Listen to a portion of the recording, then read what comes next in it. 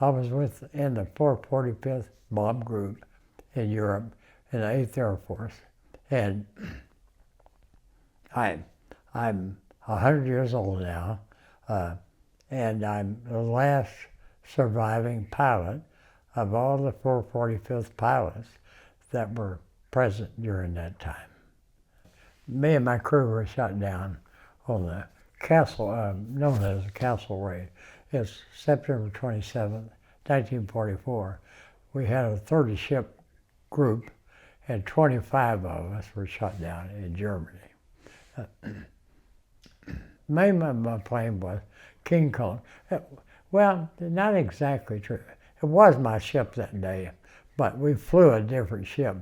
We flew whatever was flyable in those days. The ground crew worked every night, all night long, fixing of it so they'd take off the next day. King Kong happened to be the one I drew that day. Our bombing list included Berlin, Hamburg, Brunswick, Ulm, Koblenz, Frankfurt, just all those. And what order, I really don't remember. Nassau was a significant one because we had a really bad mission that day. But anyway. Hey guys, this is Rishi Sharma. I'm on a mission to meet and interview all the World War II veterans. Thank you so much for watching this clip. Please don't forget to give us a follow on YouTube, on TikTok, and support us on Patreon for more interviews with these heroes. And God bless the World War II veterans. We would be the co-pilot on a strange crew, and the first time. I remember nothing was really remarkable about it, as most times they weren't from the time we took off to all the way into Germany. But then when we hit the initial point and turned towards the target, and the bombardiers took over, then they flew the plane. And usually we didn't hit flak until we started the bomb run. And the Germans were remarkable. They would, from the time we took off, after we came over the coast, they could kind of see the direction we were heading, and they start moving all the bomb flatbed rail cars with guns, 88 howitzers on them, to the area that we were headed for. So the time that we got there, they would have massive air defense. And flak was serious. It wasn't random. They were very good with their radar reading. We had a system called chaff. It was tinfoil in big bundles. And our gunners would throw it out to mess with their radar, but they overcame that pretty easily, and flak would burst that day. I remember, never had seen it before, and I was sitting in that seat, and the pilot was telling me, keep my eyes on the oil gauge, because if one started down, you had to feather an engine fast, or it would freeze, vibrate, tear off the wing. So that was my job. The only job I had.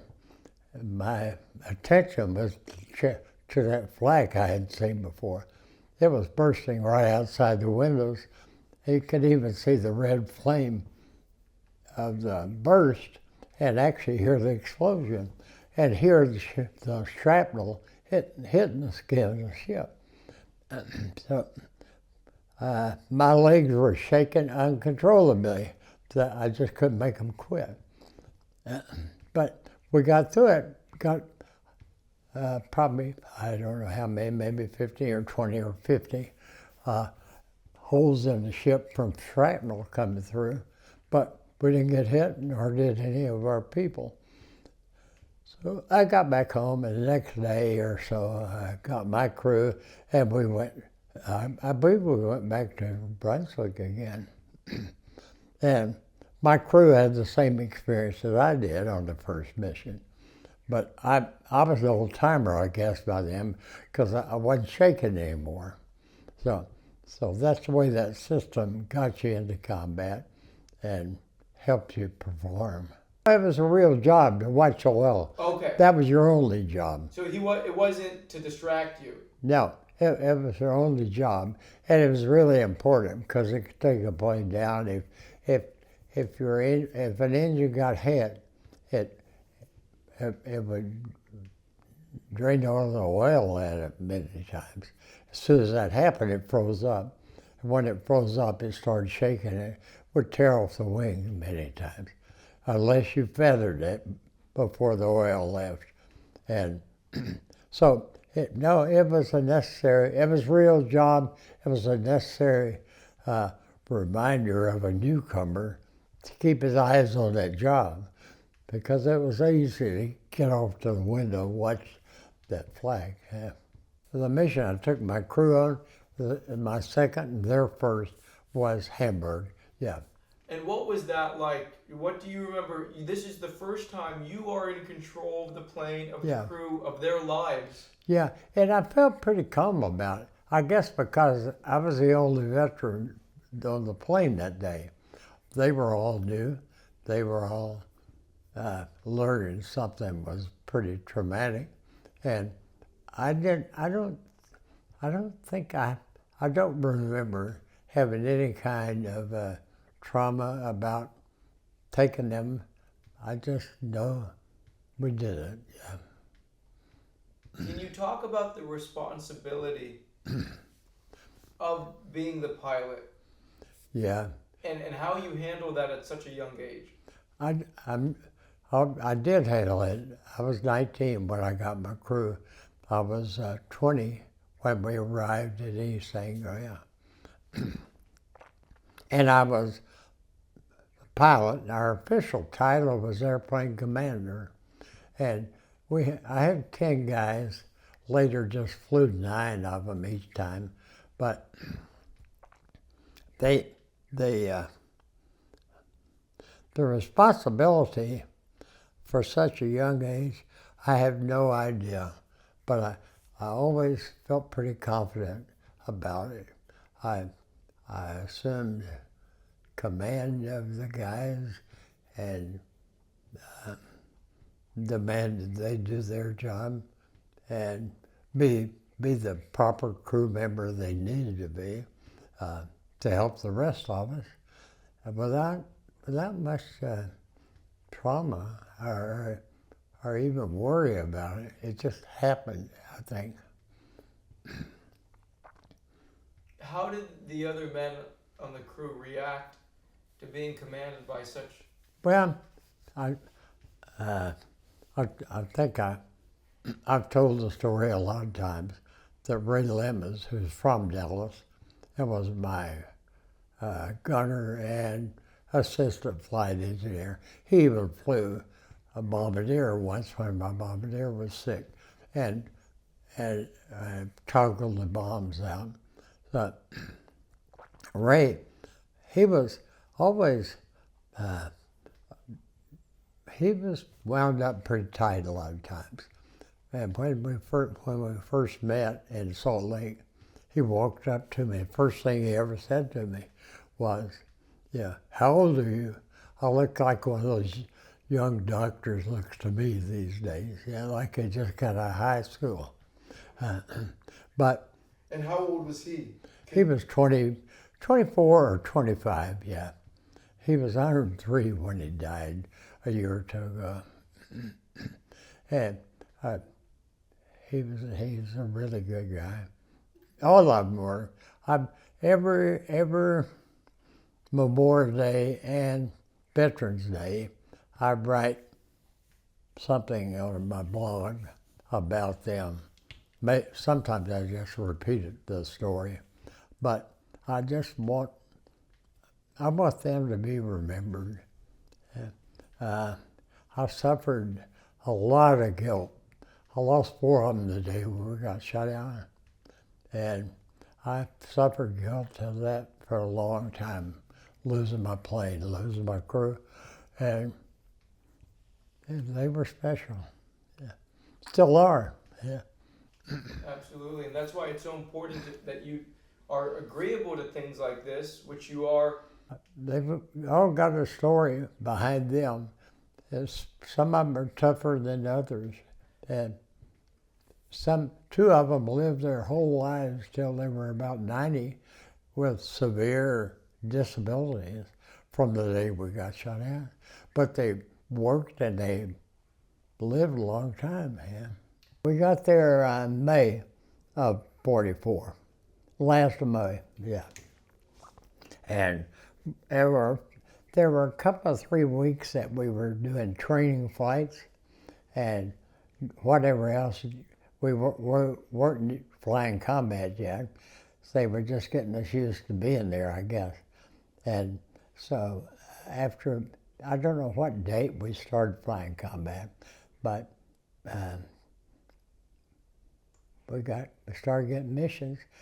There were some missions being flown to Calais and Channel, out and back in 2 or 3 hours.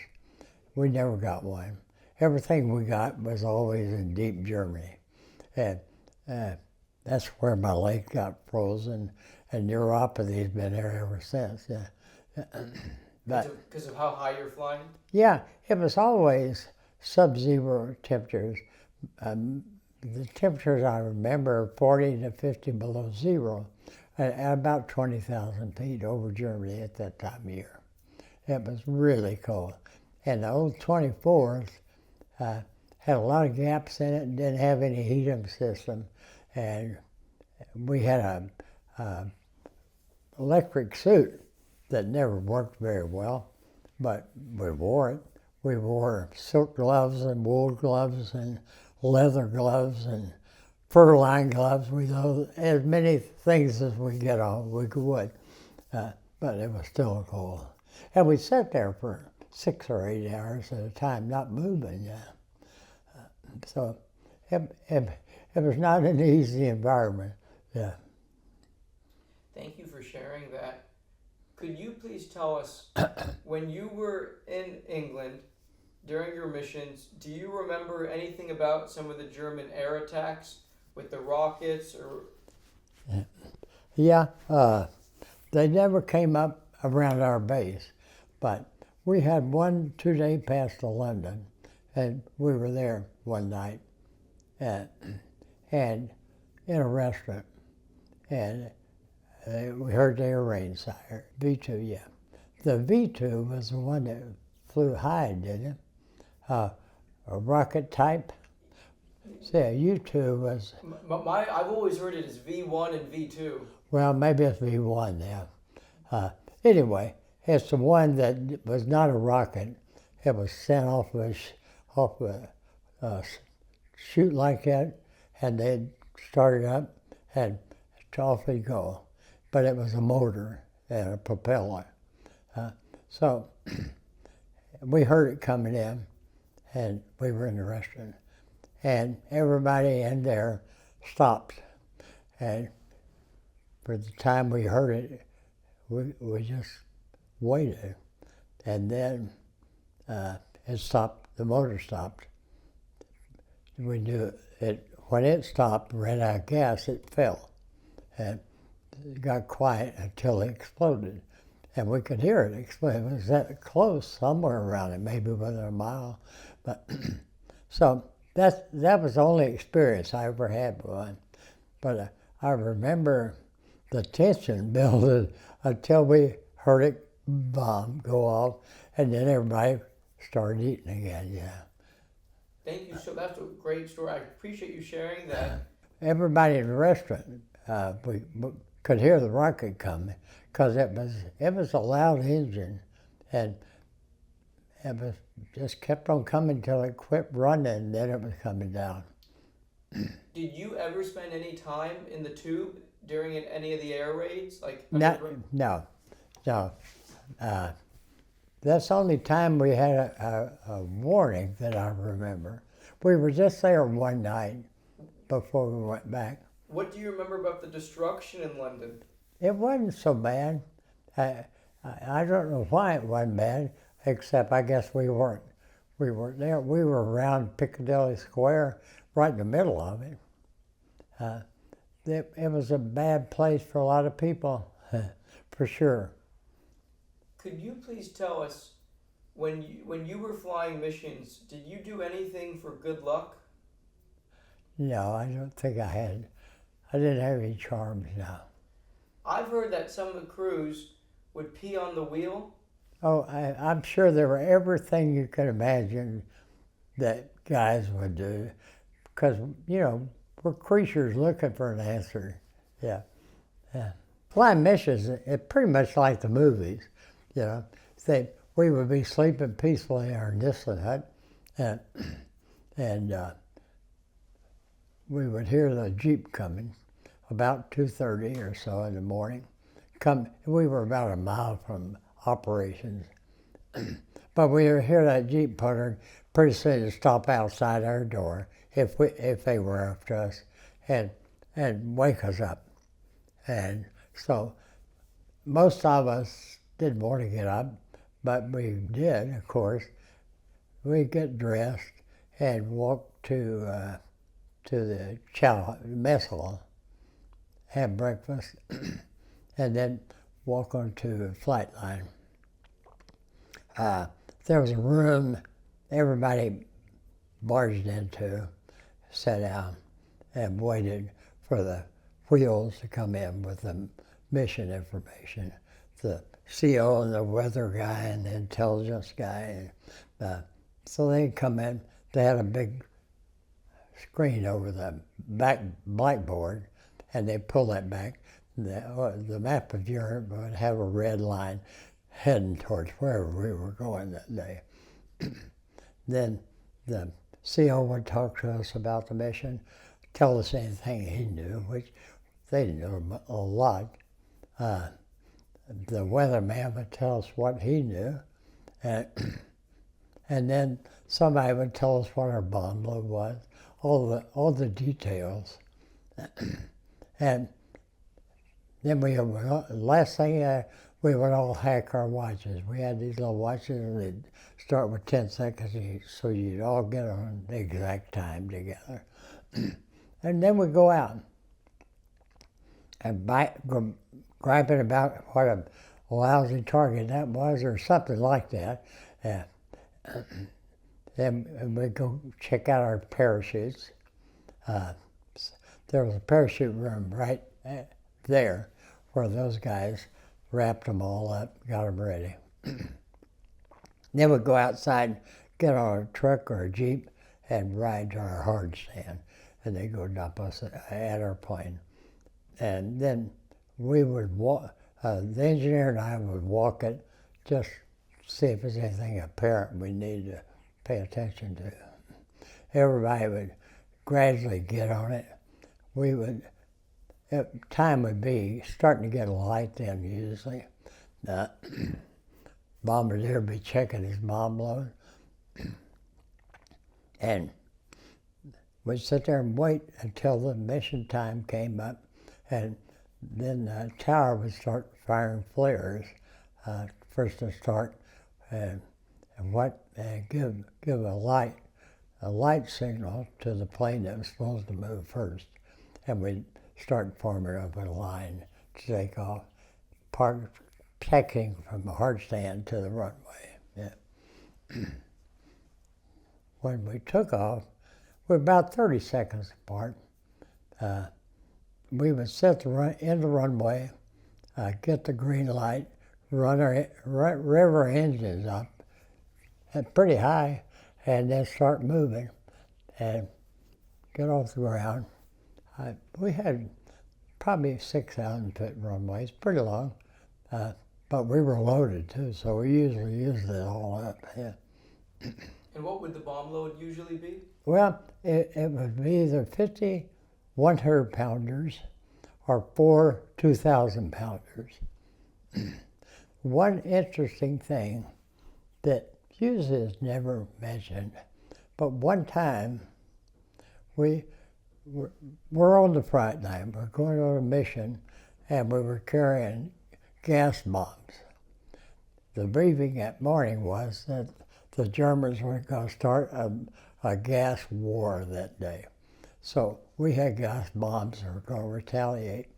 We stayed on the flight line waiting on a takeoff time for quite an hour or two, and they finally scrubbed the mission. They said the problem was over with, apparently. Whether they had somebody talk to somebody or what. But anyway, the Germans didn't do it, so we didn't do it. But that was always kind of unique in my memory. Yeah, that's not talked about at all. No, and to be that close was pretty fearsome, yeah. And they made you aware of that they were gas bombs? Yeah, well, they told us that they needed to. We were flying them. Yeah. Yeah. At the briefing that morning, they told us what was going on. So yeah. As the pilot, you are in a different briefing than the navigators. And no, they're all... everybody's in a general briefing. Got it. I thought you guys were all on your own. Yeah. But the enlisted men, they're not in the briefings. No, they're not. Yeah. So I'm just trying to visualize this. Are you sitting next to your crew members in the briefing? Yeah, usually. The four of us, the four officers, slept in the same Nissen hut. And the enlisted men were in another area.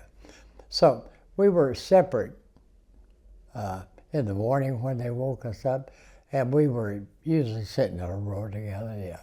And can you give me an idea, sir, about how many officers would be in that briefing room for a typical mission? I would just guess probably 100, 140, somewhere in that area. Now, before the higher-ups come in, what's the atmosphere? Are guys joking? Are they smoking? Yeah, smoking and joking, yeah. Scratching and grumbling. Whatever guys do, it would be a normal type of thing for a bunch of young guys. Do you get to actually know other crews pretty well? Some of my guys did. I never did. I'm always amazed when people do, but I knew one guy, pilot, that I still remember. I don't know that I knew him well, but I knew him, and his granddaughter visited me here, and his son. They came down last year from New Jersey, I think, just to have lunch with me. So there was some knowledge of each other, but not very deep. I appreciate you being so honest. I feel like the way you recount the stories, it's a very accurate description of what it really was like versus what Hollywood portrays it. Oh, yeah. When the COs go, is it just like, like they have a big map and they point out where you're... Just exactly like they depicted, yeah. So, it could be any one of those rooms. What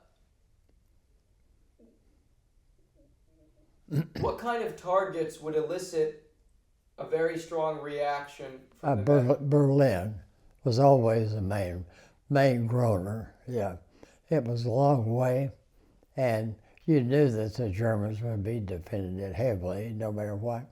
But the rest of them are all kind of lumped together. There would be a truck factory or ball bearing plant or sometime marshalling yards, but not often. Most of the times it was a facility that we were trying to knock out, yeah. The hardest mission, I think, other than getting shot down, was Dessau.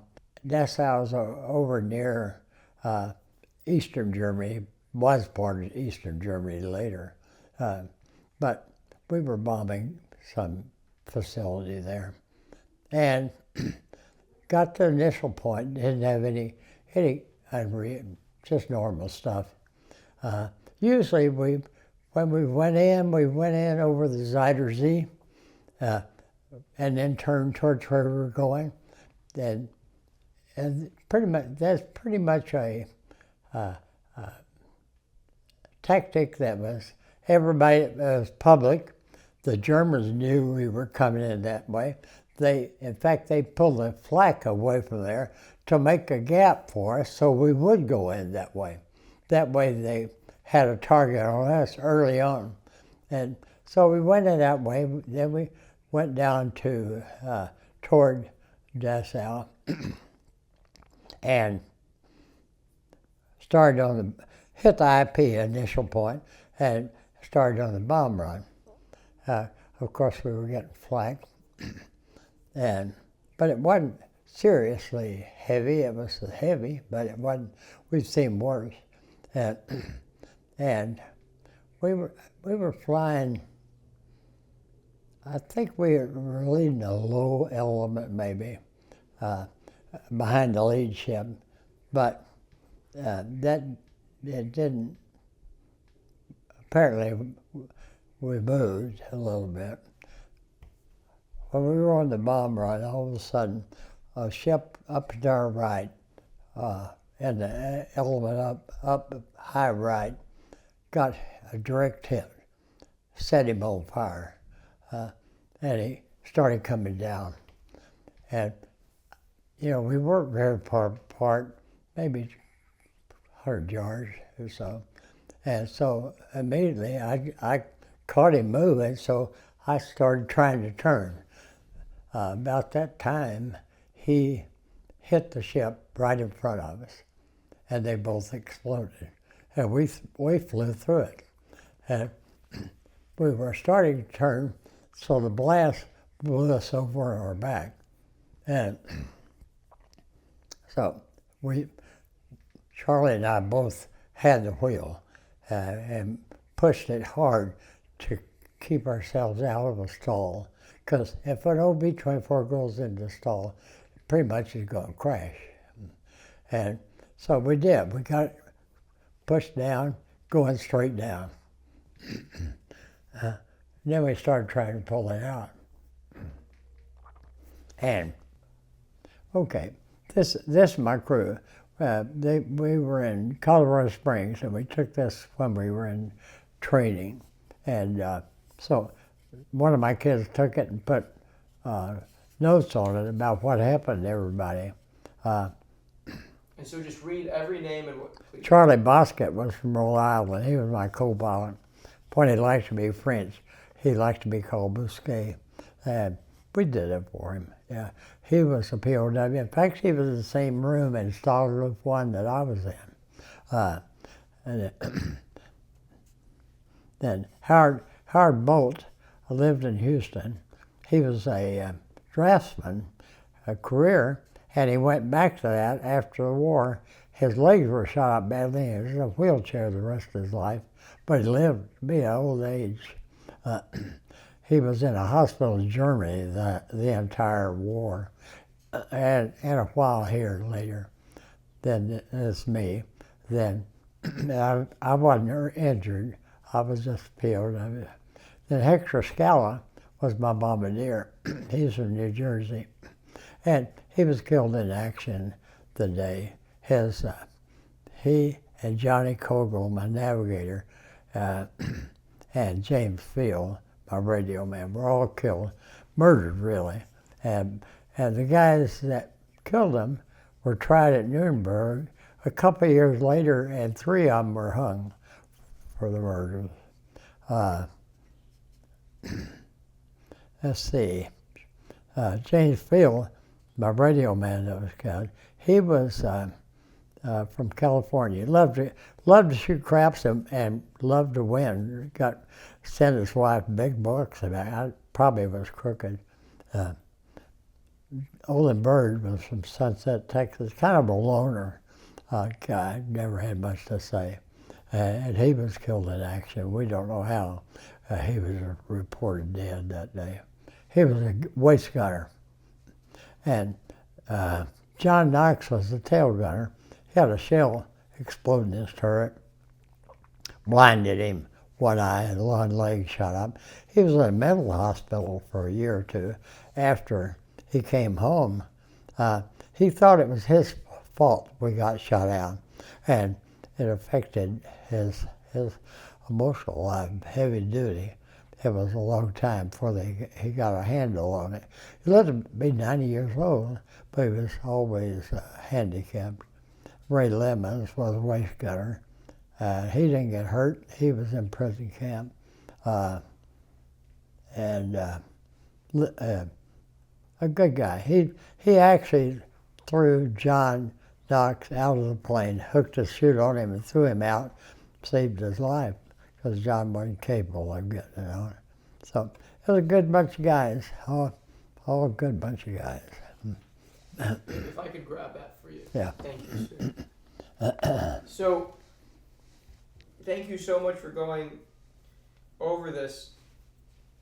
If you don't mind, you're one of the last persons alive that actually knew the men who were killed. Yeah.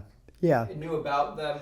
Yeah, I'm the last of that group too. Yeah, but also, I mean, all their peers would be your age, even from their schools or their communities. I guess what I would like to know, for the 4 men who were killed, what is your favorite memory of you and Hector Scala, the bombardier? Or when you think of Hector Scala, maybe either your favorite memory, or when you think of him, the first thing that you think of. That he's really quiet. Other than that, he didn't have an outgoing personality.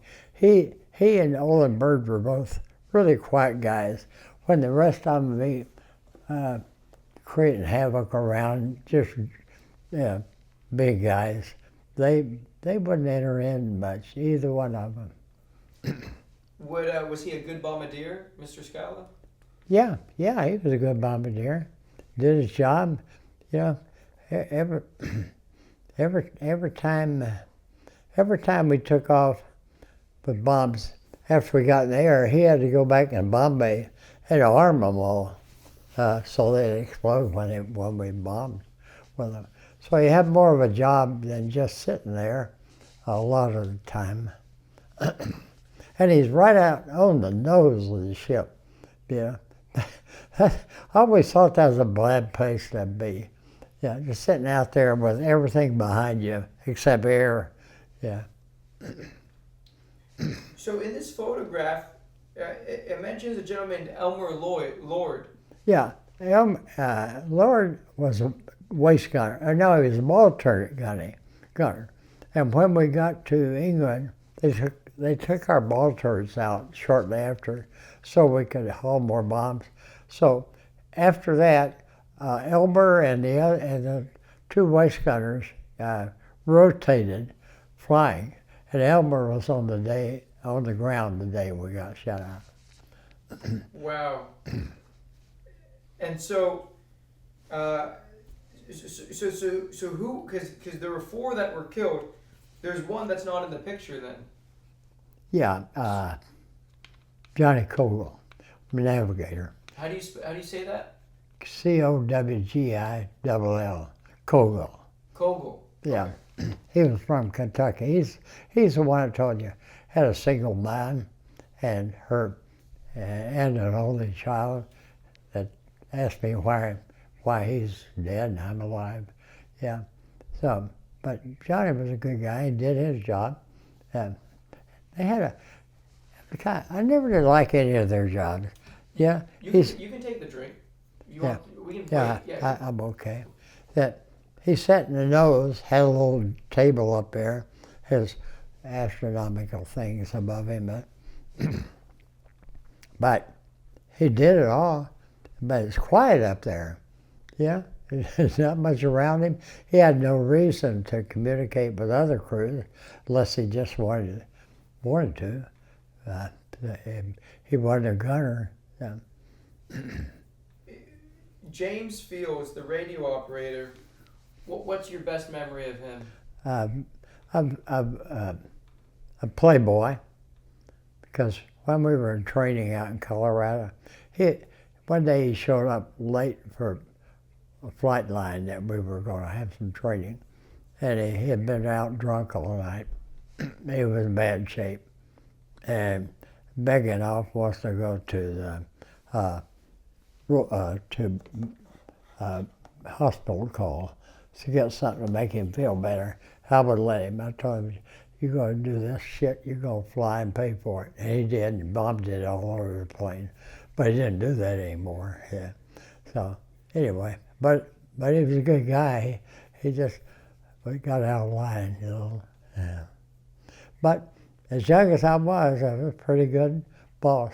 Yeah, you seem like it. Did you get a chance to see anyone connected to him after the war? No. I have no idea about his family. And then you mentioned Olin Bird was also quiet. Yeah. Anything about a memory of him that you want to? No, he was super. He was really introverted and didn't interact much with anybody. You can tell by the picture even. Kinda, but he was a gunner. He knew how to use his gun. That's what he had to do. Now, John Knox, your tail gunner, he seems like a fun guy. Yeah, he was from Ohio, and he was a feisty little guy. He always up to something. Yeah, and he was friendly, friends with everybody. Who were you closest to in the crew?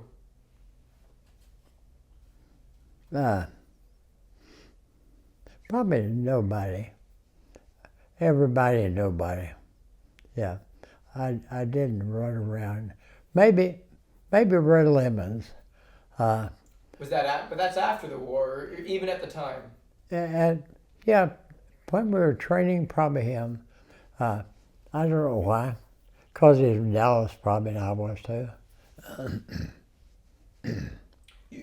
You have an interesting personality. When you say everybody and nobody, you're very friendly, but you also seem like you keep a distance. I wasn't buddies with anybody.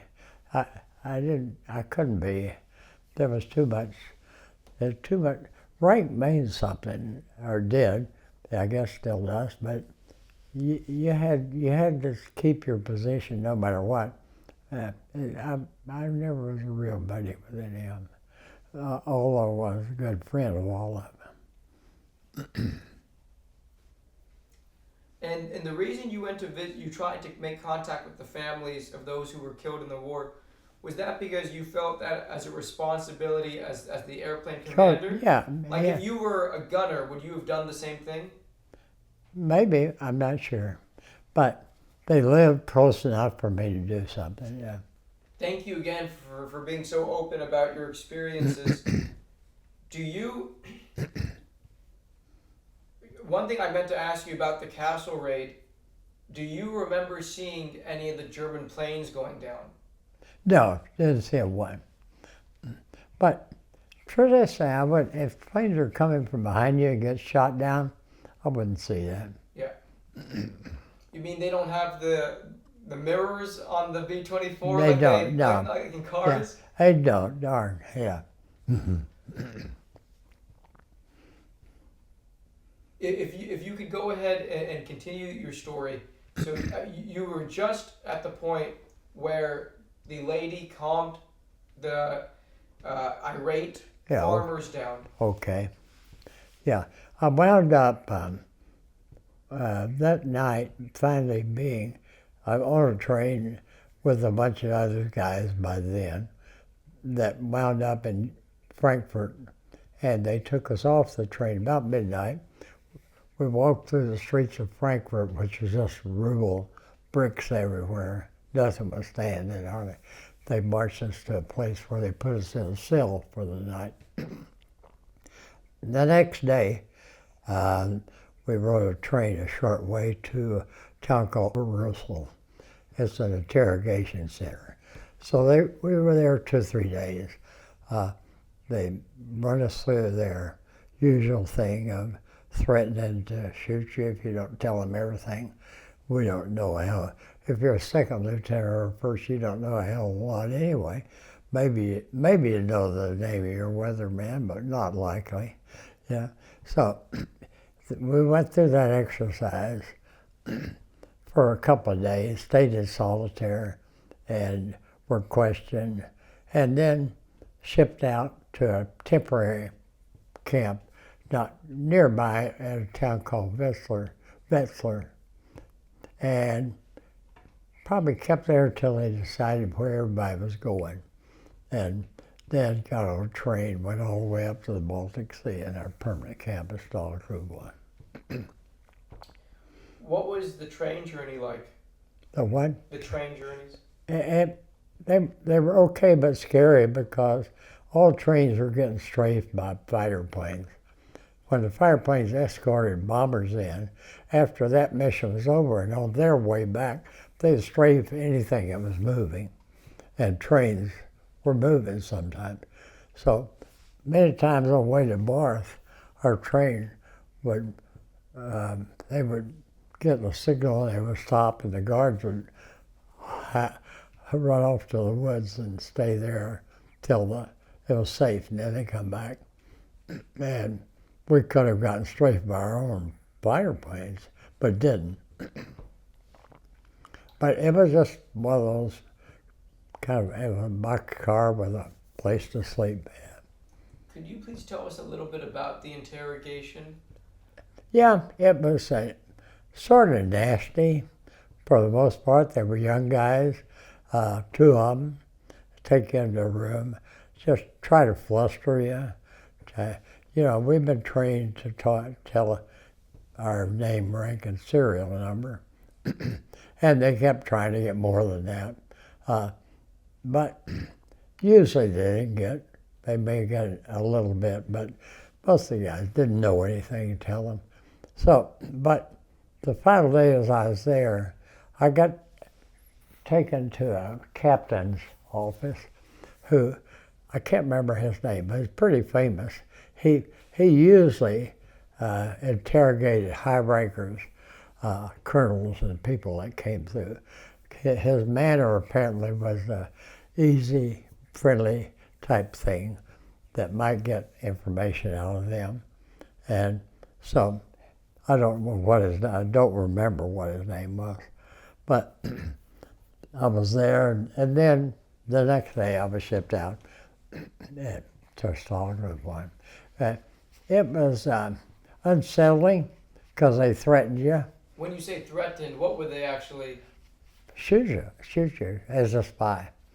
Well, they said unless you tell us something here, they wanted to know that you're going to wind up with SS and be shot as a spy. Well, you knew that wasn't going to happen, or you thought it probably wouldn't happen, but you weren't sure. So it was unsettling, yeah. Were you surprised with any of the information that they had? I was. When I was in that Hotshot's office, he had a bunch of books in all the shelves behind him. Pulled one down, it was my group, 445th. He had personnel, page after page of personnel, of the weatherman, the whoever, who was there. Of course, it's easy information to get, but it was very impressive that he had it. He knew where I went to high school.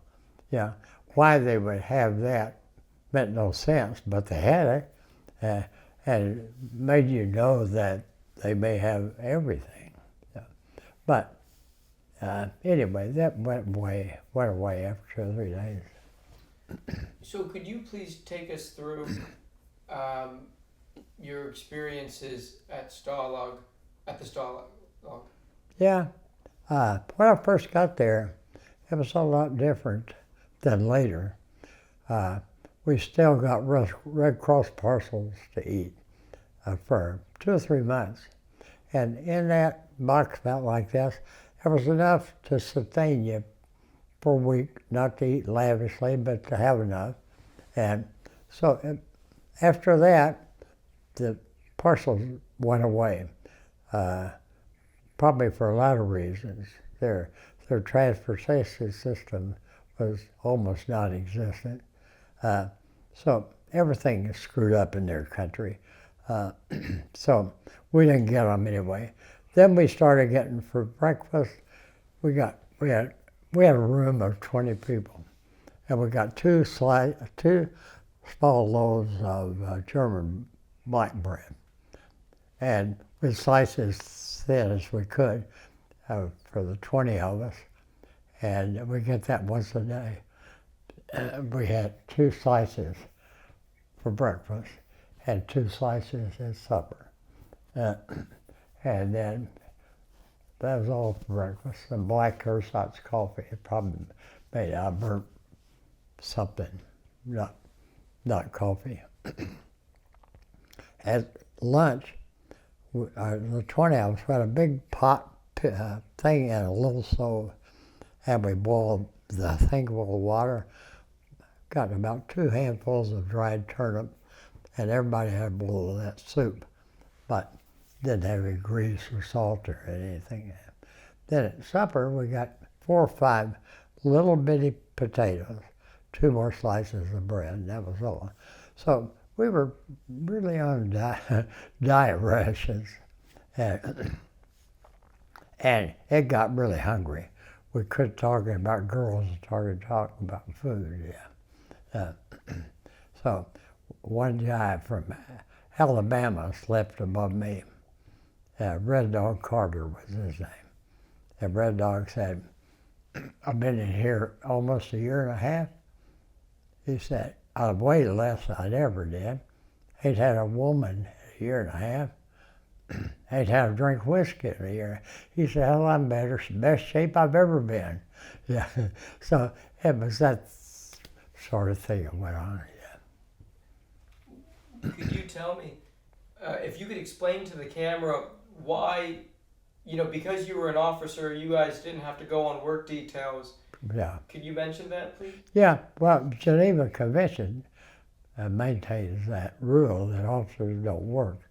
And we would have been better if we had been working, because we didn't have anything to do but walk maybe, read if we had something to read, whatever, but it was an easy way to live, but it wasn't a very good way. In our compound, there were 4 compounds, so we had probably close to 2,000 in ours.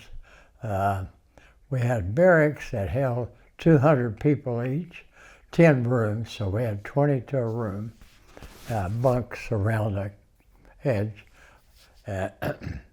We had a long hall down the middle and 5 on each side.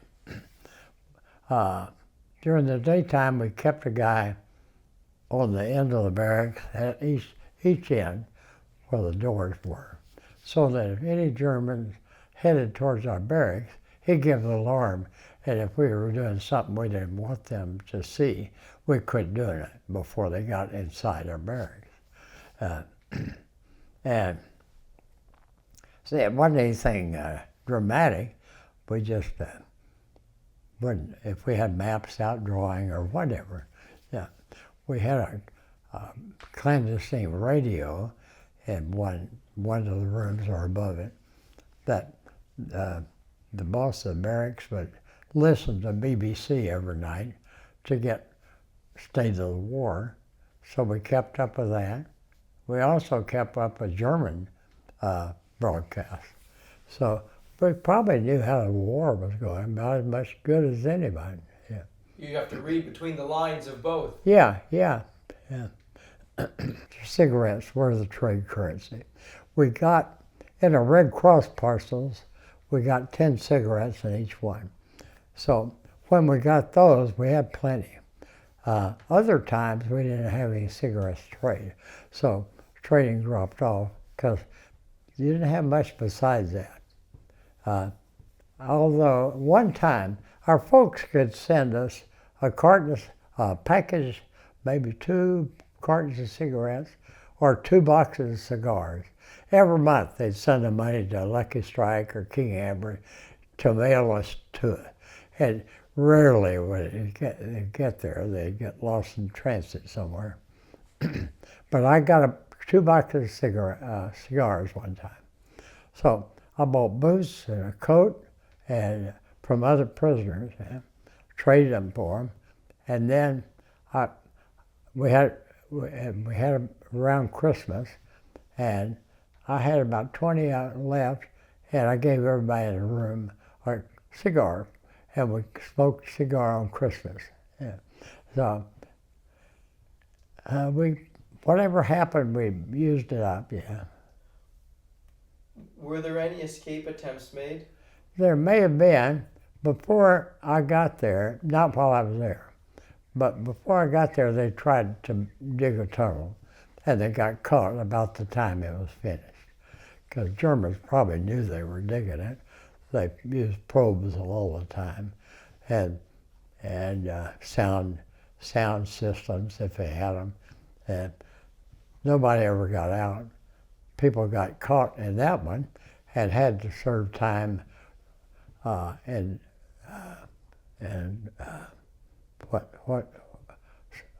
solitary confinement. Yeah. And I believe I might be getting my interviews confused, but wasn't there one man who tried to hide in a latrine? By golly, there was. He didn't get anywhere. So pretend I don't know about that. Well, he hid. The latrine in our compound was a big gang latrine. And somehow, before the lockup at night, which probably was about 6, he got in that latrine and hid in the rafters somewhere. Well, they seemed to, however they caught him, I don't know, but that night they pulled him out of there and put him in solitary. He was a major, I think, not sure. But we all suspected he did it just to get all his records, because he knew he had to be counted. He wasn't anywhere he could go anywhere if he stayed out in the latrine all night. He couldn't get out of the fence, yeah. Because I believe it's actually the job of a prisoner of war to try to escape, right? Isn't that? Yeah, they say that, but who the hell's going to get out of a place you can't get out of? Yeah. Yeah. So we suspected him of just getting those records.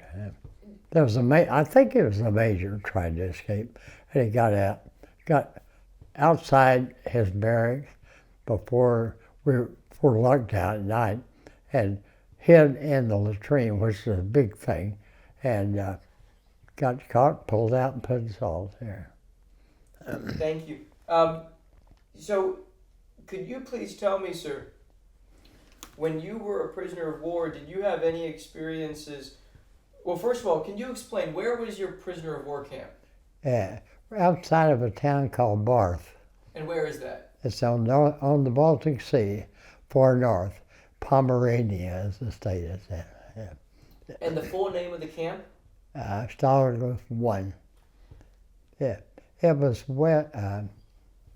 it was east of Rostock and Wismar up there on the Baltic.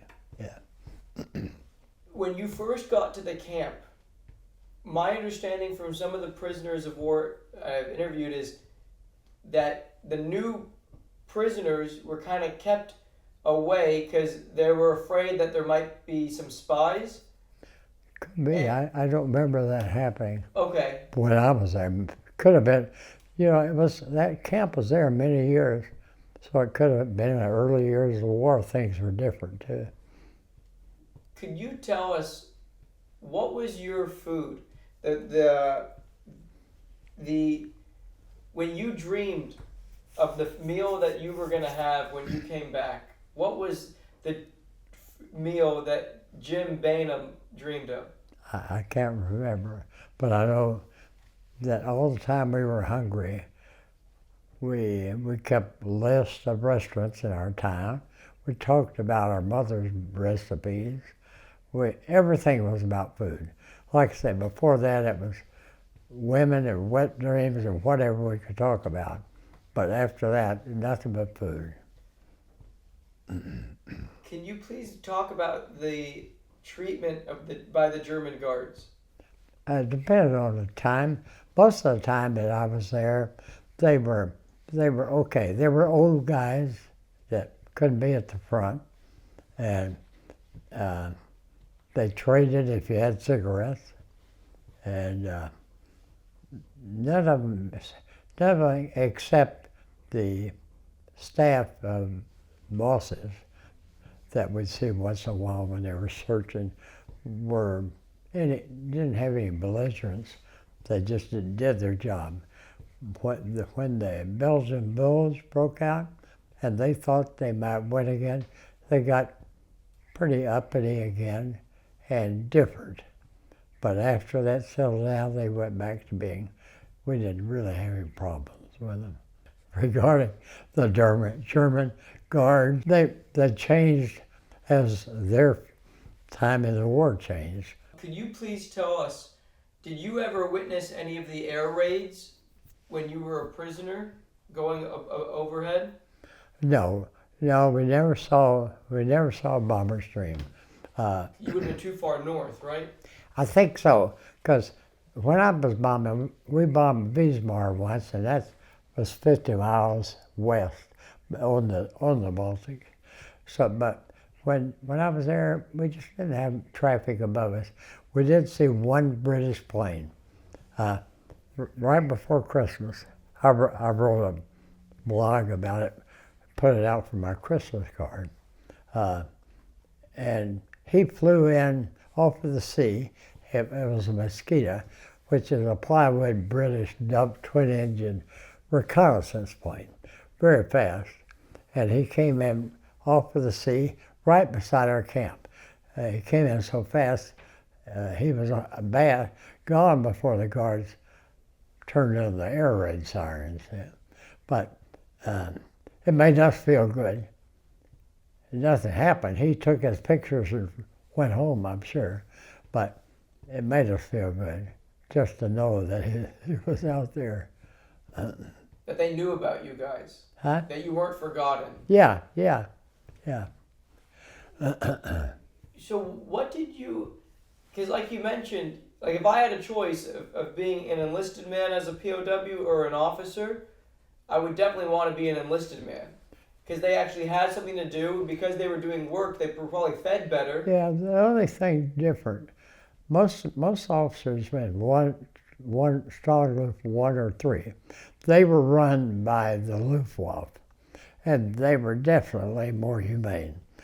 Many of the enlisted men were in camps that run, some were in Luftwaffe camps, others were in SS camps, and that was a bad place to be. They acted different, they treated prisoners different. When the Russians came closer, they marched them out in the middle of winter. Those guys some wound up in our camp. They had dog bites and bayonet wounds, and cold weather conditions. They had frost bites. So we were better than most. Yeah. What did you personally do to occupy yourself from September to May? Well, I read anything I get, and Swedish Red Cross brought in some books. So whenever I get one of those, I'd read it.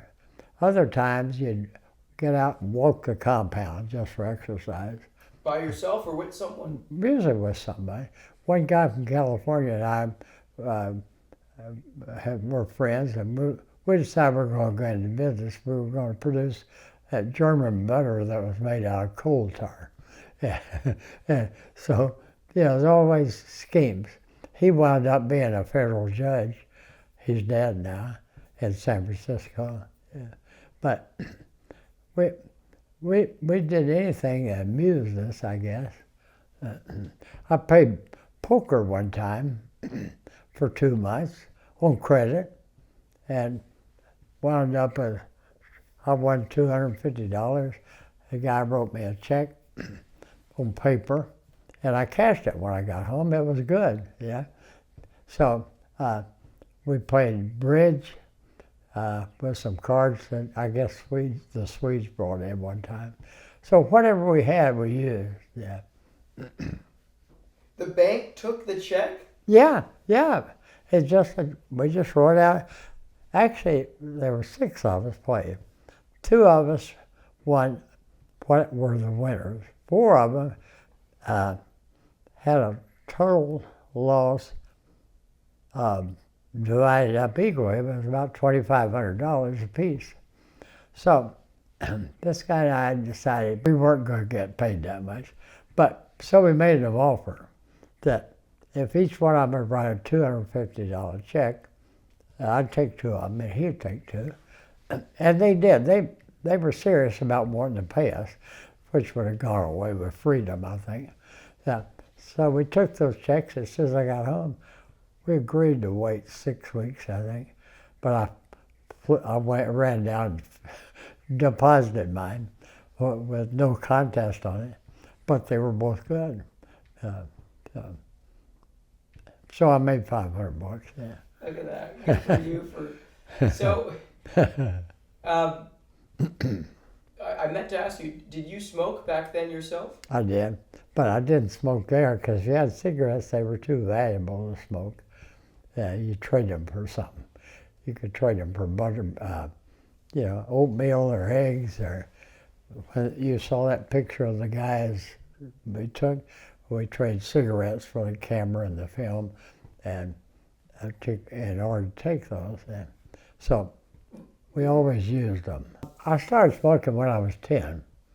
I used to steal cigarettes out of a trucker's cab that stayed at my grandma's house when he came up from New Orleans. And so I kept that up. And so when I was 19, I guess, I still smoked most of the time in service. And afterwards, I finally quit when I was 40, and I was probably smoking 3 packs a day. Yeah. And it hasn't affected your health? Well, I've got COPD now, but I'm still breathing. So. That's amazing. It is, isn't it? So smoking is the key to a long life. No, I think Scotch is. So, and on missions, the guys couldn't smoke, right? Yeah, we could, but at certain times we had, if we were going down or climbing, smoking light would be out. But during the cruise, yeah, we smoked.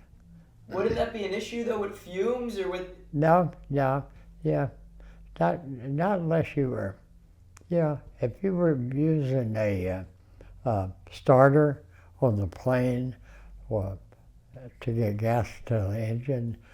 It could be, but in normal cruise you wouldn't have a problem. But how could you smoke with your oxygen mask? Well, below 10,000 feet. Got it. Okay. Yeah.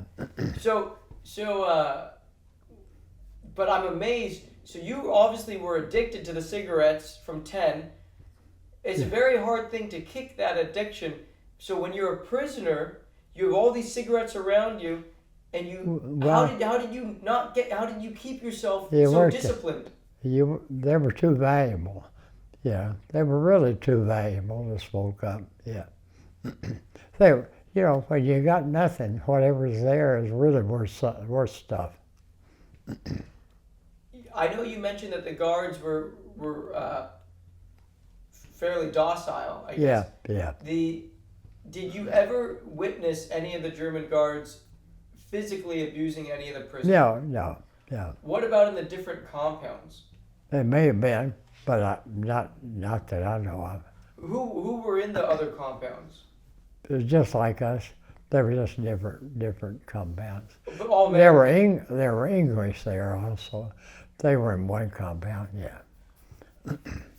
Would you guys have to do not reveille, but reveille in the morning? Where they would count you? Yeah, we had to count, yeah. How did that go? How does that happen? We form up in ranks, and they just count us. It maybe take an hour, and we'd be back out of the ranks. Yeah. One time, you probably read the story about Colonel Spicer, who called us together after the count to come over by his barracks. He stood up on the stoop, and it was after the bulge. A bunch of our troops had gotten mowed down, and just in cold blood. Prisoners? Yeah, they were prisoners, and they just got killed. Yeah. The Malmedy massacre? Yeah, that's them. And so he ranted rave about these guys and called them after his speech, at one day time, the guards marched him off to the cooler. And they tried him.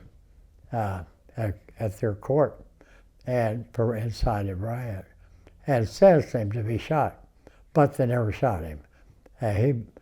He was in, when the Russians liberated us, we had a Colonel Zemke, who was our senior American officer. The night before the Russians got there, the Germans wanted to make us march away from not be freed by the Russians. So Zemke refused. He said, "You guys, they're coming in. You guys can leave. We're not leaving." And he stood them down, and they left and went west to surrender to the Americans. So then the second thing that happened, that he exhibited extraordinary strength, I think, that the Russians came in, they wanted to move us, send us by train east to Vladivostok, and then by ship home. Well, nobody trusted the Russians for whatever they wanted to do, so he stood them down. He wouldn't do it, and they let him get away with it. And when they were going to meet up with the English 50 miles away. So we escaped some dangers about that time, for sure. When you mention Colonel Zemke, it brings to mind another veteran, because I'm sure I've interviewed veterans who have been at Stalag Luft 1 with you. Yeah. Do you remember a German guard, I think his name was Big Stoop? Yeah, I don't. Or Old Stoop? Or, I don't. Do you remember any of the nicknames you gave the guards? I don't. That's okay. Yeah. So if you don't mind, take us through the actual story of the liberation. Like, how did that happen? One day you guys are... Well, the Russians came in at night, or their outpost did, and the next day the main body came through Barth. And after their confrontation with Zemke, they proceeded to keep going west. So we had very little to do with them except that one confrontation. And then the Americans, our bosses, started planning to come into an airfield about a mile away and fly us out with B-17s, which they did after a couple of weeks. After a week, there was a lot of worry about what the Russians might do with us, use us as pawns or whatever, and it was in the air, and we were talking about it. A guy from Brooklyn and I, Pat Murphy, decided we would walk back to English lines. It was about 50 miles away. And so after a week, he and I got up early one morning. Zemke had put guards around our perimeter, trying to keep us safe. We snuck past them. We walked about 10 miles, found a Russian control point that had taken all the Germans' bicycles away, and talked them out of a couple of them. They rode the west way, and stayed one night we were on the road with some French people who had been slave laborers, but been freed by the Russians. And they'd gone into a little town called Bad Dobrin, taken over a hotel themselves. So they invited us to stay there that night. So we did. Then next morning we got up and went towards English lines and got stopped on the road by the Russians at a control point. Wouldn't let us through. There was a mile or two no man's land there. So we went back down, went off the road, and went through the forest till we got far enough to be in English lines. So, and that whole trip, English took us down to American at Hildesheim Aerodrome, about a half a day's truck ride. We got there, and the people there said, well, there's a lot of forced laborers being transported back to France. about 47th, and it'll be a while before you get you on a plane. So Pat and I went out to the airport, talked to a couple of pilots. They let us sit on their flight deck.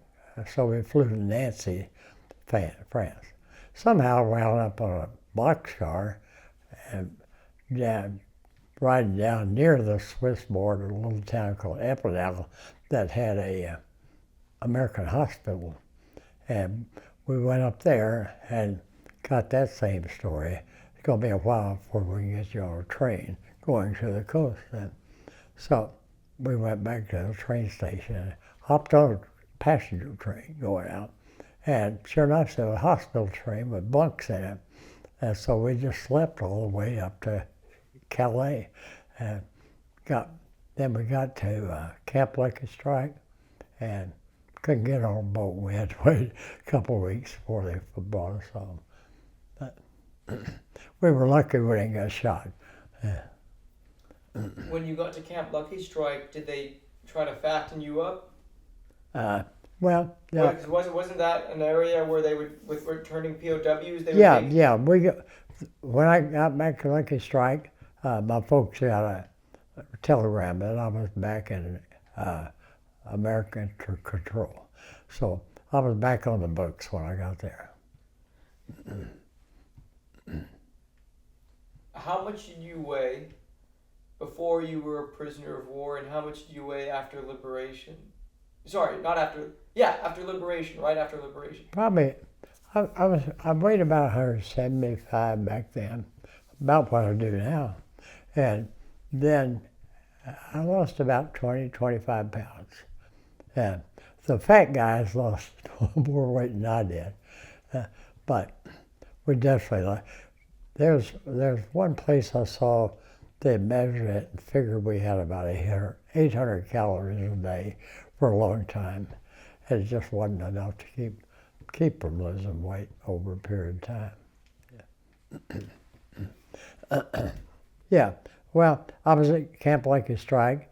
When I got there, I mentioned that they took me back under control. So I was back on the books. And I stayed there in a tent, longer than everybody else, for about 10 days. And I got assigned to a ship. They took us up to, I believe, to Dieppe, and took about two weeks to ride home as a Liberty ship. Yeah, came over to Boston. Yeah. What was that journey across the Atlantic like? It was crowded. We lived in a Liberty ship. There was 2,500 people in it, and bunks in the hold, and canvas things about that far apart all the way up. So it was not a pleasure cruise. So when you get to Boston, what happens? I went to Camp Miles Standish. Don't know how, maybe there a day or two. I can't really remember. But got on a train there and went to San Antonio where all the paperwork happened. And then from there I caught a train and went back to Texarkana. Yeah. Mr. Bainham, could you please tell us the story of seeing your family for the first time? I was scared to death. I was scared to death. I was just since not going home that night. I caught a cab home after the train came in and got out in the street, and the whole family in the neighborhood was in the front yard. And I told you I was not in good shape. I was guilt-ridden, and I knew everybody was going to be hollering hero, and it was a bad time. But I lived through it, but it wasn't good. If you don't mind, please continue with this incident, though. So you took a cab to your house. Yeah. And this was the party was a surprise? Oh, no, I knew they'd all be waiting on me. So when you say they all, who is they all? My family and the neighborhood. Yeah, everybody was out in the front yard. So it was a pretty tight-knit neighborhood. Of course, we'd lived there long years, yeah. And everybody was glad to see me. Of course they were. But I wasn't ready to face all that because there was a certain, there was a feeling with it because I was coming from a position, I wasn't a hero, and that's what they were all calling me. So I'm trying to visualize this. So the cab pulls up to your house. All these people are outside. Yeah. But is this nighttime or daytime? Just dusk, about night, yeah. These people are outside. Who greets you first? My wife, yeah. Frances came out of the bunch and came to me up where the cab was, yeah. And of course she was, yeah. What was that like to see her? It was wonderful, but still scary because the garbage that went with it was laid on me on somebody that didn't want it, yeah. So you see her, I'm imagining you guys kiss? Of course we did, yeah. We were mad lovers. We had 8 kids. Either mad lovers or no television. Yeah, you're right. All the time in the world, yeah. So, okay, so you see her, she greets you. Tell us about seeing your folks. Yeah, I don't remember all that much details. I really wasn't looking forward to any of that. I really hated facing it. But you went through it. The Of course I did. Not long after that, Frances and I rented a house temporarily because I was home on too much R&R, and so we stayed there for a while. and it was a relief to get off to ourselves because my dad was taken to the Lions Club and all that crap. It wasn't an easy time, yeah. Did your wife, did she also give you the hero treatment? No, she just loved me. She was a wonderful woman.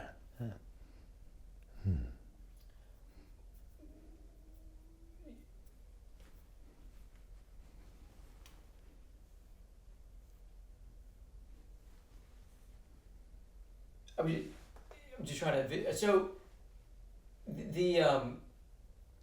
that night though, after you get through all the commotion, Yeah. you just go to your room and.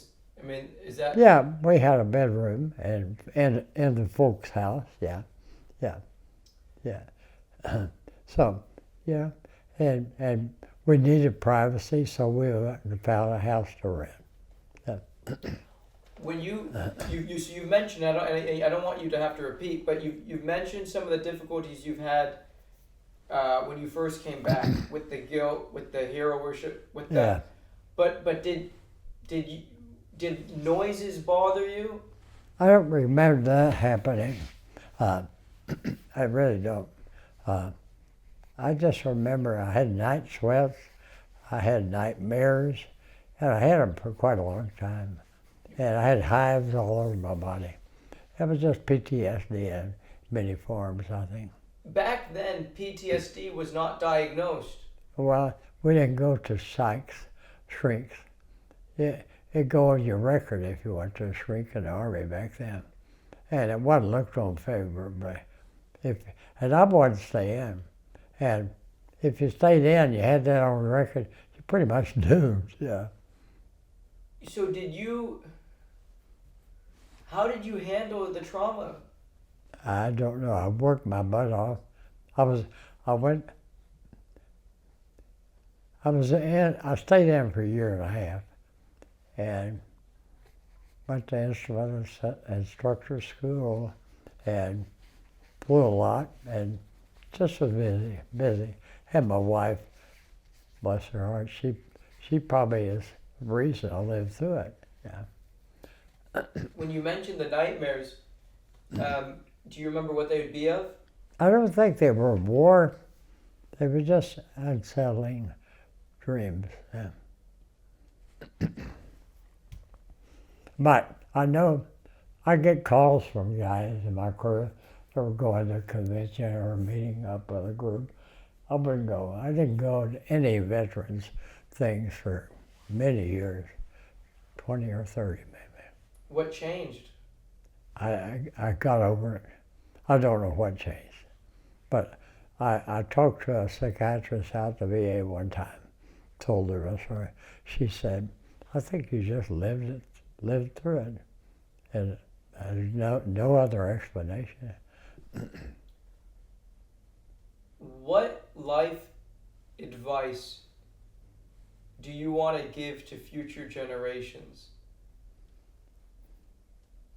I really, any of it's very useful. You know, the only reason we were there, and the reason we could do the job, and the reason we survived a lot of crap, was that we were young. If we were older, we had never done it. But I guess what I'm getting at is, your great grandkids, if you had the opportunity to talk directly to them, Yeah. what is something or some things that you want them to know for their lives? Because you have a lot of wisdom and knowledge. I don't know how to put it down. As long as they're true and they're honorable, and they live up to their own standards, they'll be okay. Yeah. But if they get shoveled off to another side for whatever reason, they can have a tough life. Yeah. I was lucky in that I had a wonderful wife and family, and without it, I wouldn't have made it. When I got out in '46, I was in Oklahoma City, and I went to work for Wonder Bread and Twinkies, Hostess Cakes. So I was a bread man for 17 years. They sent me to Dallas a little later. There was a company down here called Mrs. Baird's Bread that owns this market, have for decades. But every once in a while, my companies and other would send a hot shot or two in to try to get some business. Well, I was one of those hot shots. Didn't work. Ms. Baird still has the business.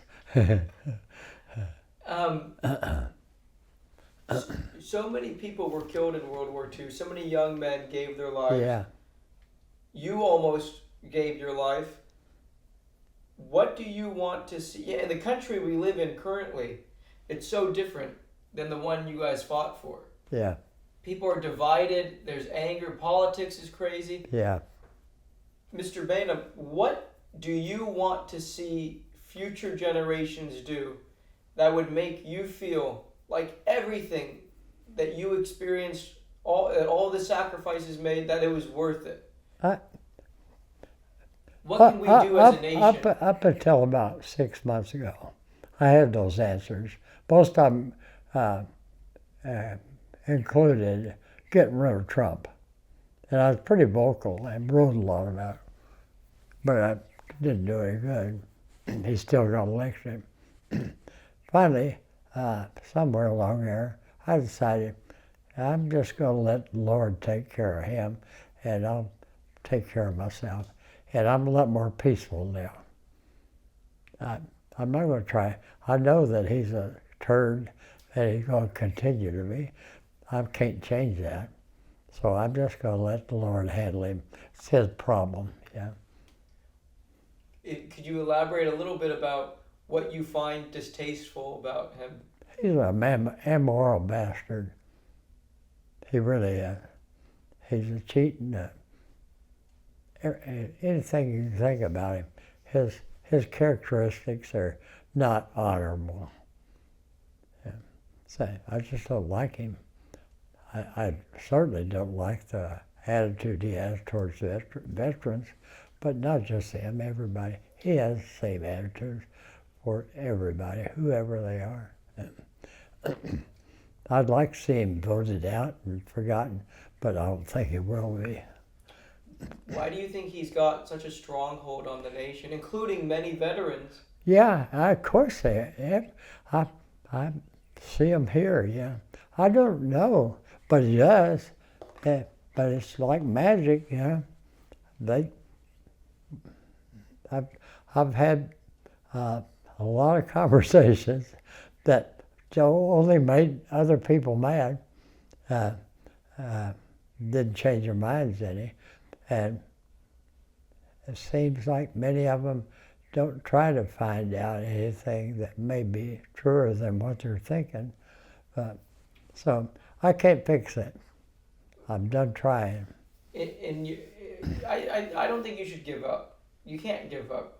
In your lifetimes thus far, who is the president or the leader that you have felt has done the best job and has made those sacrifices worth it? Yeah, probably one of the best ones, and I'm not sure I would have voted for him, was FDR. Because I really am a Republican. I'm more conservative than the Democrats. Although I think Biden is an honorable man, that's a step up in the right direction. I don't know how to answer that. I can appreciate what you're saying with Trump. There are a lot of conservative positions that I agree with, like a secure border, very secure border, that kind of stuff. Yeah. But his ego, Well, so I don't understand how you could be in charge of 320 million people and still believe you're more important. Yeah. And that's what he does. He's got that. He's got that within him, and it's going to be with it. It hadn't changed. No matter what happened, it hadn't changed. So I'm doing my best not to deal with him because my life is more peaceful when I don't. What kind of man, Mr. Bingham, what kind of man do you want people to think of you as? Your friends and your family. What are the characteristics that... I'm really a good friend who will help them if they need. I've done quite a bit out here. I've paid for some people. Our rent goes up 10% every year. Some people had to move out. Some I've helped so they wouldn't have to move out. I'd like to use gifts that I have to help others. And it's so nice to be able to do that. And I don't want them to admire me for that because I don't want anybody to know about it except those who need to. And but I just like people. The ones that we've got all kinds here. We got some really nice people, some really cranky old bastards. But they're all good. If you don't mind, before we wrap up, do you want to tell us your testimony? Yeah, about a year and a half ago, July 1st, I had started listening to sermons from Believer's Chapel, a little church over in North Dallas, online on Sunday. And eventually a guy started taking me and went quite a while. But I took a trip to Israel a long time ago, probably 20 years or more. And I think it played it. I was in the cave that David ran away from Saul and hid, got away from him. and one Sunday, one of the guys that I like at church was preaching a sermon, and he touched on that in a psalm. And within a short period of time, I just had a different mindset going on. And I accepted Christ. And I'd always been, I thought, a good Christian. I worked my butt off in churches, and I studied. I knew a lot of stuff, but whatever happened that day was miraculous, because ever since that day, there's really been a joy in my life that wasn't there before. And that's pretty much my testimony. It's just been miraculous and amazing. Thank you for sharing that. And so How old were you? 99. And for the people who can't see the photograph, can you explain what's happening in that photograph uh, when you're being baptized? oh, after I was saved, I started thinking mainly about baptism, just more as to deepen my faith, maybe. It doesn't have any promise of eternity about the baptism, but it's a symbol that I just wanted to. And so I got this friend of mine at church to baptize me one Sunday. And it didn't change anything I'd already done at the moment. I took the Lord into my life. But I liked it because it told everybody that was watching what I did. And that felt good. So anyway, it's so weird and mysterious. And so from most of your adult, not most of your adult, but you've always identified as Christian. Yeah, when I was 10 years old, over in Arkansas. Yeah, my grandpa was a serious Methodist, a hardback Methodist, and and so we were in church every time it opened, and I was 10. I didn't know what I was doing, but it gave me an area that I was peaceful in or protected in. And then when Frances and I got married, she was born a Catholic.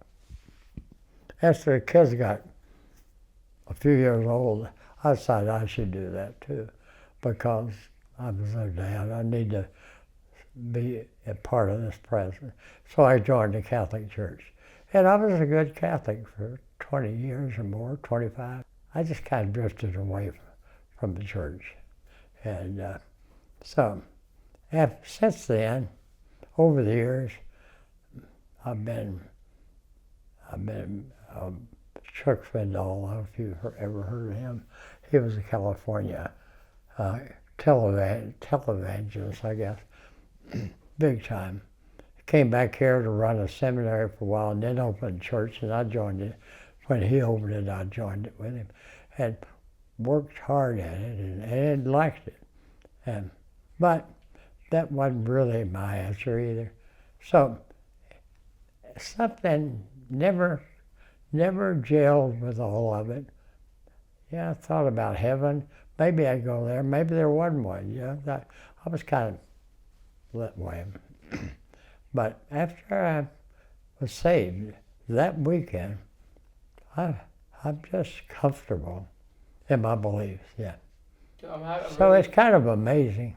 Yeah, absolutely. No, it's a great testimony. Yeah. I have a lot of respect for you. Yeah, I have a lot of respect for you, Mr. Bainham. And I just am so grateful that you've taken this much time to really share a lot of wisdom and knowledge. This is kind of a weird question, but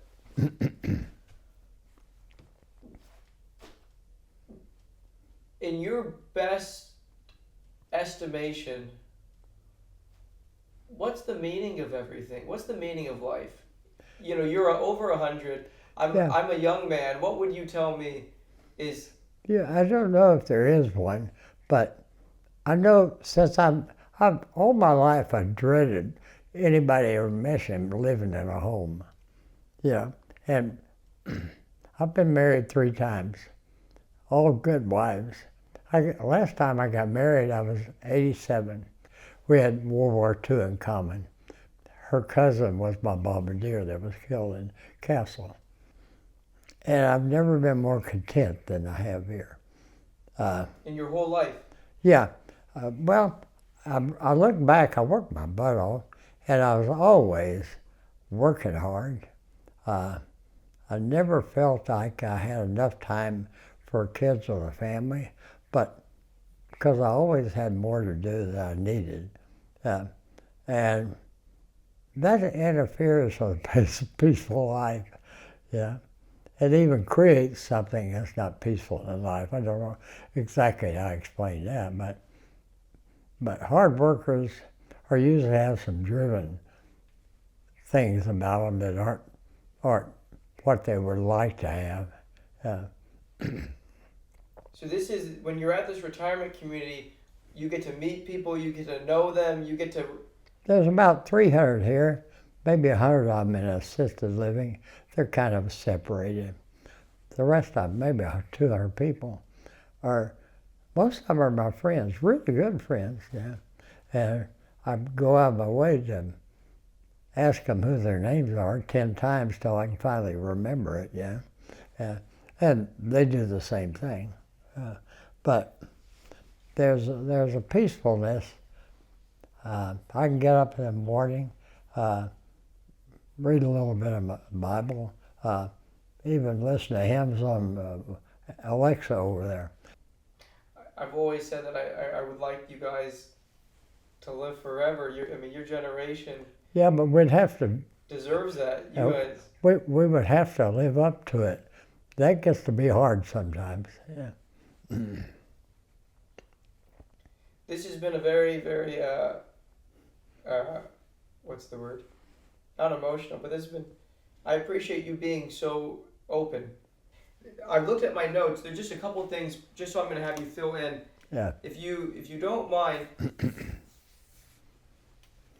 could you quickly, not to rush you, but if you could please tell us about your family finding out that they didn't know for a couple months that you were a prisoner. Yeah. Yeah. So yeah, just like literally that line, your family did not. But let me make a new clip. Yeah. Yeah. I was shut down 27th of September 44, and I like most of us, all of us that were there, we knew where we were, but nobody else knew where we were for a while. And I'm worried about my family. And it was probably 2 months before they found out that I was even alive. It had to be an awful test for them. And when I remember my cousin told me a long time later, my dad had an advertising agency in Texarkana. And my cousin of mine was the secretary, and she told me that Dad's always been pretty stoic, but she told me the day that he got a telegram that said I was a prisoner of war, he broke down and cried all day long. That was so touching to me. It explained how they felt.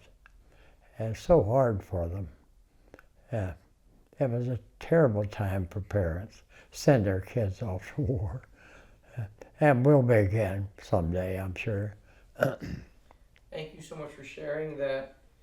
Could you please tell us, when you were in Germany as a prisoner of war, do you remember seeing any of the bombed out cities? Yeah, I was taken off the train first night after I was captured, in Frankfurt, right in the middle of town. And that town was devastated. It's just piles of brick everywhere, buildings not anywhere. It was a sight to behold, and I recall that the other day when I read Giselle's book I told you about of her bombing in Hamburg, because she described it that way. Those cities were something else. They were so bombed, just destroyed, and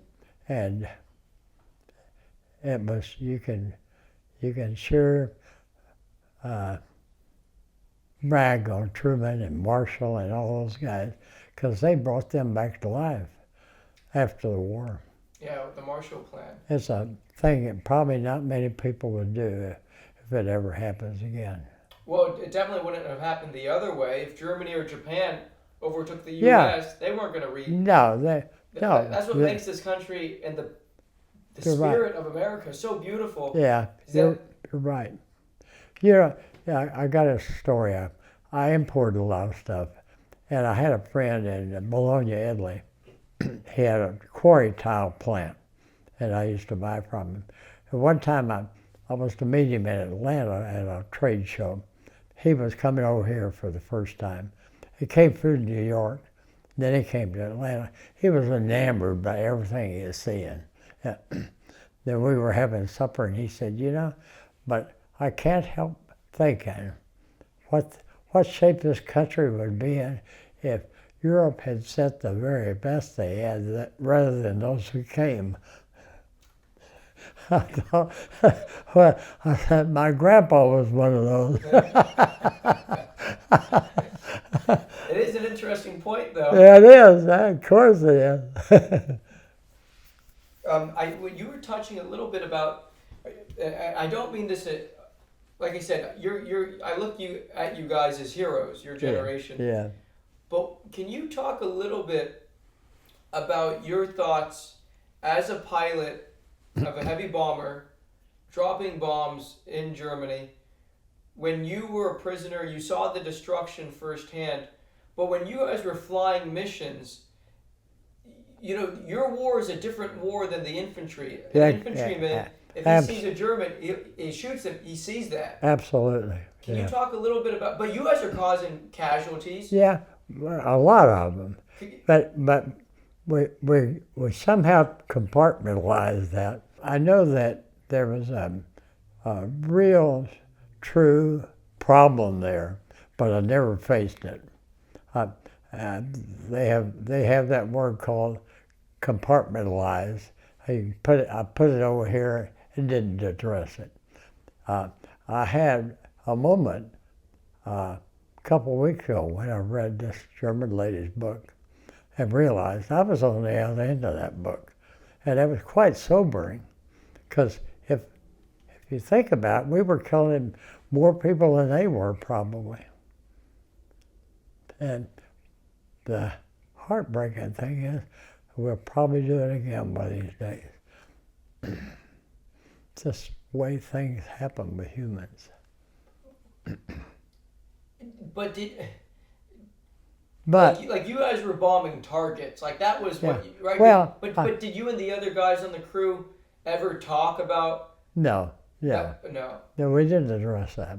That there would be. We didn't address what we were doing. We were fighting an enemy, and it was serious. And if that ever happens again, I'll probably be the enemy again, and ignore what is not a human thing, but only what I feel like we all do. Yeah. And again, you know, they started it. You know. Of course they did. So it was their fault, but we were doing something really ridiculously bad, but we had to do it. I know that. You can rationalize it, but still, there's an arguable thing there. Well, I mean, what was the other choice? I mean, if they, you know, in order to win the war, to stop them, you know, from murdering innocent people, you know. Well, the choice of them winning the war was not acceptable. My gosh, think of what, 12 million people, 6 million Jews in ovens. Yeah, I think 10 million. So how accurate do you believe your bombing runs were? Not your plane only, but in general, how accurate do you believe your guys' bombings? Not good enough. Not good enough. We got reports, and our group for one quarter led the 8th in accuracy, and we were so proud of that. But when you go back and look at everything I've read since then, we were pretty miserable bombers. There was so much cloud cover, we didn't have good instrumentation except to pick a patch in the clouds and bomb through it. Maybe it hit a field, maybe it'll hit your target, but not very good record. From your position as a pilot, were you able to see the bombs from other planes actually hitting the ground? No, no. Well, we had my radio man had the open bomb bay taking pictures of it always. But no, I couldn't. I didn't have time to look. No. Could you please tell us about the weather over the UK and how that made difficult flying? Well, it was tough weather because many times they would have an early morning cloud that would make us take off through the clouds and maybe fly 4,000 feet up before we broke out of them. And it was so dangerous because there was 1,000 of us trying to get up there at the same time. So a lot of crashes when that happened. But that time of year in England, it's not good weather. And many times in Germany, we had to bomb through clouds for the same reason. It was getting the late summer.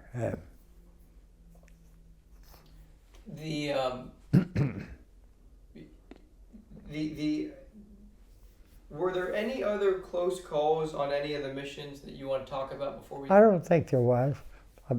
You did a great job covering them. When we get back, we count the holes in our ship. One time we'd have 17 shrapnel holes, but that's not heavy damage.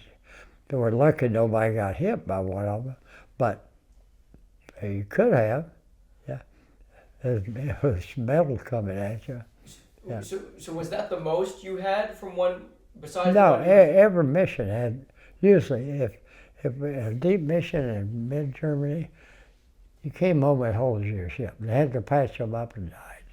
How would they patch them up? With rivets and aluminum, yeah. They just patched up, yeah. Mr. Bainham, how would you describe being in the middle of a German flak barrage? It was scary. It was scary, but it wasn't scary enough to stop you doing your job. But like, what could you see? What could you hear? Like, would it be all black? Not all black. It'd be black explosions.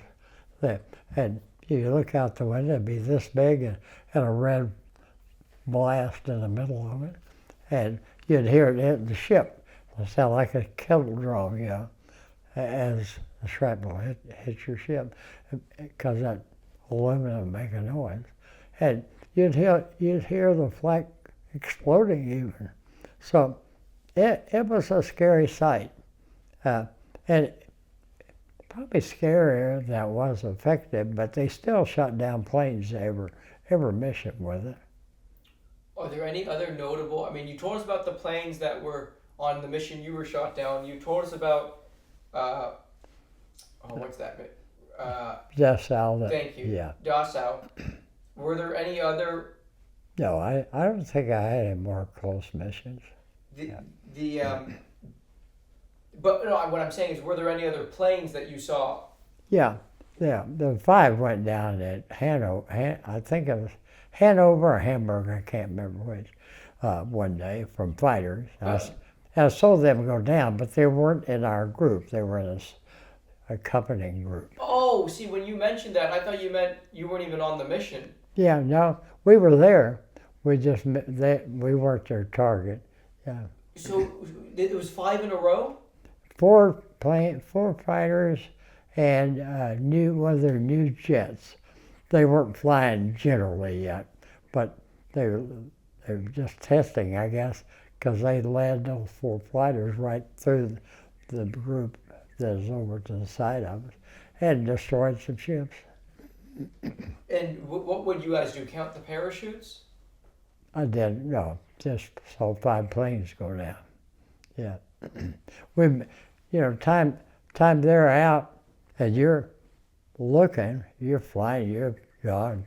Yeah, one course was Howard Bolt, and he spoke up on the intercom and said, "Hey, it almost hit me." So, we wanted to know what he was talking about, and he described having that shrapnel come in under his arm and his upper, he flew the upper turret, and hit the breech of his gun, and go out through the plexiglass. So he kind of took it as a prideful joke that he had survived that, yeah. Didn't you guys earn, thank you for sharing that, didn't you earn a presidential unit citation? Our unit did, yeah, our unit did. Was that what, for the Kassel?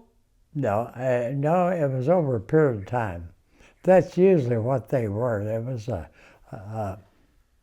accomplishment of a group over some period of time. Oh, I've got to tell you what. When I first got there, our CO of our squadron was Jimmy Stewart, the actor. Really? Yeah, and then not long after that, he got promoted and went to wing. But he actually flew 20 combat missions. He was a real combat pilot. He didn't. A lot of the hierarchies dodged the tough ones, but not him. Yeah. He had a lot of respect. Did you get to interact with him at all? No, just to see him. You didn't. He certainly wasn't my friend, but he's in the mess hall or in the operations room or wherever. But he was there. He was one of the people. Yeah. And so I know the people like Joe DiMaggio, they didn't go into combat. You know, most did. Yeah. You know, Clark Gable joined the Air Force, but I don't think he ever did anything but sell mines over here. Yeah. Yeah. So we've covered everything. I'm just gonna have you do your introduction. Yeah. And say, but before we do the introduction, I did want to just double check that story of when you were shot down. When you guys were doing the dive, didn't the guys in the back of the plane, didn't they get banged around? No, they were stuck to the floor from the G-forces. Like the centrifugal force? Yeah. You know, there was serious G's because we were probably way high speed, going straight down, but pulling back, trying to get out of it. And there was a lot of G-forces there. So they were all locked in place until we got out a little bit.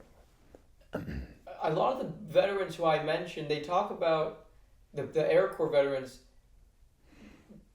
just how scary it would be that if your plane gets hit and it goes down, the centrifugal force keeping people in. What would have to occur in order for the centrifugal force to take place? Because if a plane gets shot, if the wing gets shot up and it goes down, does that immediately keep them locked in? If it's spinning with one wing off, I would think it would. I would think it would. I think most times the guy with a plane that really got that damage survived is they probably get blown out of it when it explodes. Most didn't. Yeah, I mean, and it's crazy because I think, what do they say? That the 8th Air Force had more men killed than the Marines. 50% of the flyers, yeah, were shot down, yeah. 50%? Yeah. Yeah. When I was at temporary camp, right after I was captured, I saw Ray Lemons, my gunner, and he had been captured and beat up by some German with a gun. And his face was about swollen, still swollen, about double size. So for a long many years, I fought with the Army or the Air Corps to get him a Purple Heart for that injury. I never was successful. Well, I got that one from somebody on my shelf over there, and I just keep it there because it reminds me of Ray. That's very kind of you. Yeah. What I like about you so much, Mr. Bainham, is that you're the type of person that cares more about other people. You're if you just tilt it down a little. Yeah, perfect. All right. Whenever you're ready, if you could tell us, what are we looking at? Okay. This is a picture that I drew before I went overseas. When we got a plane, we thought we had the right to put nose art on it. So we claim it as really our own. Well, the old B-24 was so boxy that whenever it flew over about 1,000 feet, it whistled like a banshee. And I took from that, I decided to call our plane Whistling Privy, and I drew this as the nose art. Of course, that didn't work out. What we did, we flew whatever the ground crew fixed up and made available the next morning for a mission. Yeah. Okay, are you ready? Yes, sir. This is one of those Jackson Pollock or whoever those guys do that draw stuff you can't understand. Well, this was kind of in my head of the vision of Kassel, the mission that my whole group got shut out in about 6 minutes. That's what I put down on paper. So, when did you make this, sir? a couple of years ago. I drew this, yeah.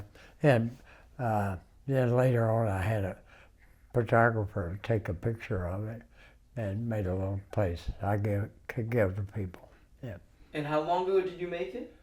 2 years, I'd say. So when you were 98? Yeah, probably. Yeah, maybe 99. 99 was a good year. It was before I was 100, you know. Just a kid. Yeah. So this is amazing. So this is what you saw. This is what in your head's vision. Yeah. Wow. I'm just gonna get a close up of it.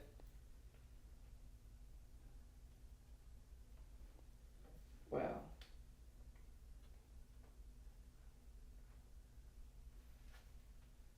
Whenever you're ready. Okay. This is a picture that we took in prison camp in 1944. We traded a German guard for some film and a camera and set it up at night. We blacked out all the windows and managed to get the light on. And this is 8 of us. We probably took close to 200 pictures that night of everybody that wanted it taken. My co-pilot's in here with me, and some of my friends were all from the same room. There are 20 of us in a room. There's 8 of us. And is this the actual barracks? Yeah. Like we're not the but this is. This is the actual barracks. And a kid who in our room had worked for Eastman Kodak before he went in service. So he took the film, took it home, developed it after the war, and sent us all copies of it. Of course, I lost those, but this showed up on the web one time. But yeah, our bunks were wooden, so they were rather hard. We had some straw, not much of it on top of it. But one time, the Germans were putting a barbed wire stringer around inside the big double wire fence. So one of our guys was walking. He saw the one crew had left a log with some of this wire wrapped around it. And so he went back.